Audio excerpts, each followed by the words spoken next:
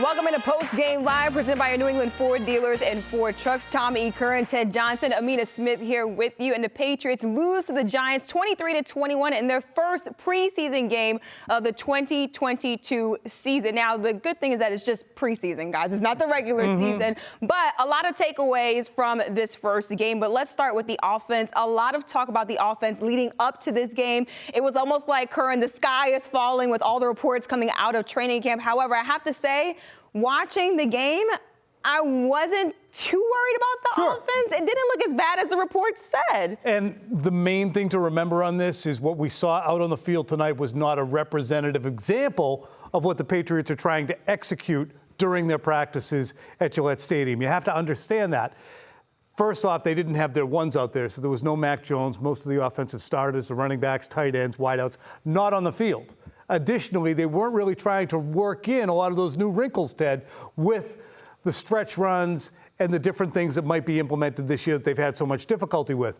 All that being said, I think for the night, regardless of the final score, there's an awful lot of check marks to young guys on this roster who showed promise. Yeah, particularly the wide receivers on offense. I thought the wide receivers really showed out a little bit today. Christian Wilkerson. I mean, you saw what Tyquan Thornton can do. I mean, you talk about just a strong physical guy, strong hands here on that touchdown, and then of course Trey Nixon had a great game. So I thought the receivers really did an excellent job tonight. But, Tom, you mentioned it. The majority of the offensive linemen didn't start. Obviously, Mac Jones didn't start. And the scheme that we've been talking about for to death here in the first 2 weeks of training camp, this zone run scheme that they've implemented, we didn't see it tonight. And so a lot of people are going to look at this game tonight. Like, hey, the offense looked good. What is everyone talking about? So just know that what you saw tonight is a big part of what they're going to do. But really, the new scheme that they implemented, you didn't see any of that tonight. Wouldn't the question then be, well, why not just run that stuff if it works? Right. Why would that stuff not work? Yeah, well, I think it's too rudimentary. For whatever reason, Bill doesn't feel comfortable unveiling it right now. He doesn't feel good about it. But why not just run the stuff that he just did for the last 3 hours? I see what you're saying. It's because the new system, this new scheme, really the passing game is tied into it as well. It's mirrored runs, mirrored passes. It's a lot of play action. It's its own kind of thing, if you will. And so, I guess he just didn't want to unveil it tonight. And I don't think he likes where it's at right now, so far. And so he probably wants to kind of give it some more time, get better at it, get more proficient in it before he goes out there and does it. We saw Matt Patricia calling plays when Brian Hoyer was under center, and then also Joe Judge calling plays for the rest of the game. It was like the second quarter and then on. And Ted, I know behind the scenes we were talking about that, something that you've never seen before. Just what was your reaction to how they were sharing those roles in this preseason game? Yeah, I mean, and I was asked by Trini in early edition, do you think that there's going to be split duties when it comes to calling the plays? And Tom, I was like, well, I don't think so because I've never seen it before. Well, I saw it tonight. And so, it was interesting. Matt Patricia, who we all kind of anticipated was going to be the play caller, he was the play caller for Brian Hoyer's first two series. And then the rest of the way, it was Joe Judge calling the plays for Bailey Zappi the rest of the way through. And so, what's Bill thinking there? I don't know. Maybe next week he reverses it. Maybe he has Joe Judge go with the ones and then Matt Patricia goes with twos. I'm not so sure. But my guess is what you saw tonight, Matt Patricia calling the plays for Brian Hoyer, the starting quarterback. He's probably, at this point, the offensive coordinator. I agree with that. What's interesting to me is this collaborative coaching effort is what we've seen executed since Brian Flores left the defense a few years ago. It's exactly what they've done on defense with Mayo, with Steve Belichick, and with Bill Belichick kind of as the head honcho, that they're all collaborating. Can that work? I guess. But, Ted, you're the player. Don't you want to have one individual? And if that one individual is Bill, at 70 years old, to take on head honcho offense, head honcho defense, overseer of everything, general manager, cap guy, personnel man since Dave Ziegler's gone, that doesn't feel like delegating. It doesn't. And I'll be honest with you, dude, as a player, having multiple coaches, what's concerning about that dynamic is getting, a different message for the same play, from different coaches. So, well, this coach said this on this play, I'm supposed to do that. And so if not, it's hard to think that all three coaches, Bill Belichick, Joe Judge, and Matt Patricia, are all going to be on the same page in every situation and every play and giving them, Mac Jones the same information. So that's why everyone's so worried about it. And rightfully so. As a player, I can tell you that dynamic, traditionally usually doesn't work. Yeah, it doesn't work when you have three leaders trying to tell, an offense or a team what to do. I think, though, in some sense, I don't know why, Ted, I feel like we're just seeing that right now, that collaborative effort. Yeah. But I feel like as we get deeper into the season, it'll be Matt Patricia and only Matt Patricia. And Curran, I see you nodding your head. I feel like that's how it's going to turn out. I think so, too. But there's a reason that Joe Judge is apprenticing.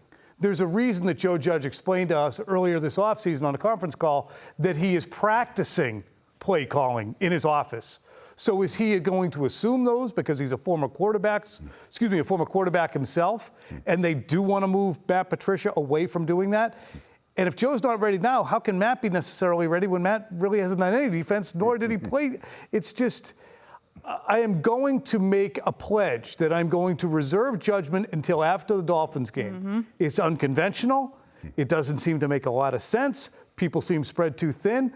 But I will reserve judgment and say, maybe it'll work. Yeah, we had boots on the ground. Phil Perry was tweeting out kind of what was going on during on the sideline there, and it was hugely helpful just to kind of get an understanding of what that dynamic looked like. And it was kind of after every series, it was multiple guys talking to the offensive line. Then it was just Billy Yates coming in and talking to the offensive line in the second half. But Matt Patricia in the first half, at the beginning series with Brian Hoyer out there, it was Joe Judge. You talk about being an apprenticeship. He was kind of in the background watching like it was shadow day at work, right? What's Matt Patricia doing? And then roles reversed. Matt Patricia kind of did the overlooking of the shoulder and Joe Judge when Bailey Zappi was out there. So just an interesting kind of way that the Patriots are doing things. If players can see that, Ted and Amina, I wonder if those players may say they don't really trust him yet. He's still an apprentice.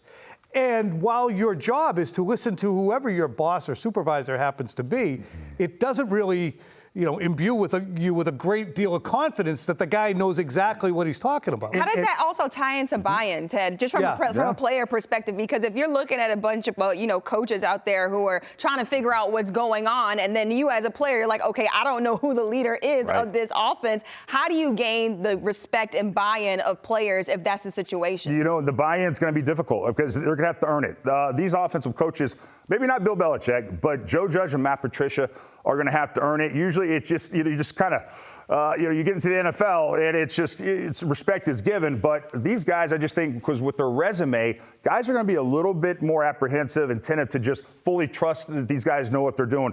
So they're going to have to basically, how Bill won our trust and how we got buy-in?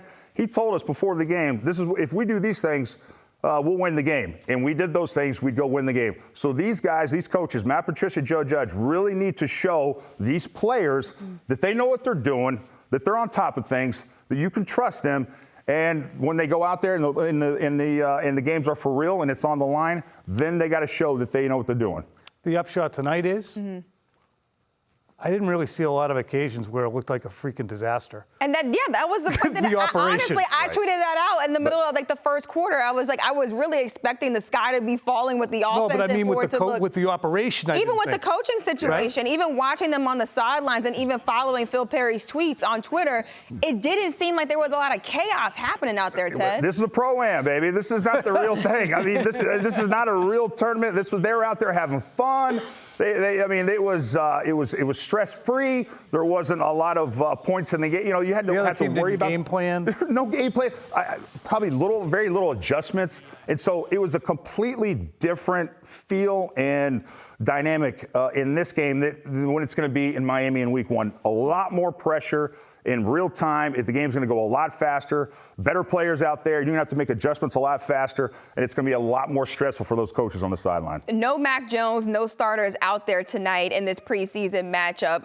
Curran, do you think that's a good thing? How beneficial is that for the players, or maybe how not beneficial is that for the starters to kind of get that experience and really get that kind of the reps in this offense? I would have liked to have seen them out there. I mean, Daniel Jones had several periods, that he took out there. I don't know how many series he took, maybe 2 or 3. 2, I think. But I think you have the opportunity there to, if you want to run a streamlined offense for the Patriots and run what they ran with their 2s and 3s, which is kind of a rudimentary offense that doesn't employ the stretch stuff, go ahead and do it. But on the other hand, too, I think there's a lot of players who are like, well, Why am I going to do it for a cameo and risk a twisted knee or something like that and jeopardize things? So I would have liked to have seen it.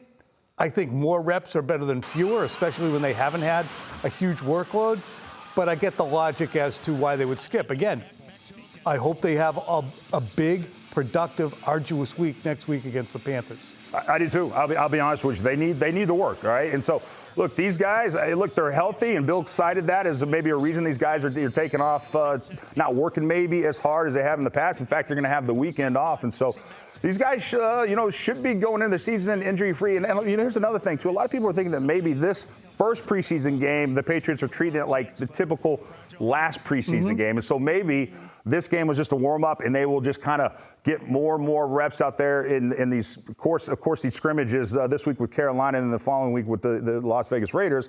But in these next two preseason games, you'll see more starters play more meaningful minutes and build up and ramp up for the start of the season. It's almost like it's flip-flop because usually you see the starters at the beginning of the preseason and they kind of wane out, and then you see guys who are trying to make the roster more so in that second and third game. Just really quickly, Curran, who stood out to you, even with the starters not out there, who stood out to you or who impressed? There really was a lot of guys, and I think over the hour we're going to get to them, and Ted and Phil are going to get their whacks at it, but I'll start on the back end of the defense. I thought Jack Jones was around the ball constantly, and that's exactly as he was billed to be. I thought Cam McGrone also around the ball, played with great speed. Josh Uche, who's a personal favorite of mine because I think he brings something that they lack. I thought he was outstanding inside. And by the end of the game, you can't not talk about Lil Jordan Humphrey, who was 6 catches, 62 yards, and really productive. And I know Ted was focused on some of the big fellas. Oh, yeah. Look, I thought there were some really nice individual performances tonight. I'll go defensive line. I was a big fan. If anybody saw number 96 named Sam Roberts, he played most of the game. I haven't heard much about this kid, but he was all over the field. He had one of the best preseason games I've seen him for defensive linemen have. So Sam Roberts played most of the game. I thought he was great. A lot of people are talking about this undrafted free agent out of Alabama, LeBryant Ray, number 74. He made a lot of plays in the backfield, which was great to see. And then also Anthony Jennings, I thought, although he didn't maybe make plays, you saw him getting in the backfield, wreaking havoc out there. And you mentioned Josh Uche. He had some nice plays as well. I will say this. There's one thing that worries me a little bit about Josh Uche is although he had a nice sack and he was getting into the backfield, there was a reverse run to his side and he completely missed it, and there was a big gain to his side. You wonder if those are the plays that what keeps him out of these games. Might be a great pass rusher, great athlete. You can see him wreaking havoc in the backfield, but if you can't trust him to keep contained on plays like that, it's going to be hard to find a role for him on defense consistently.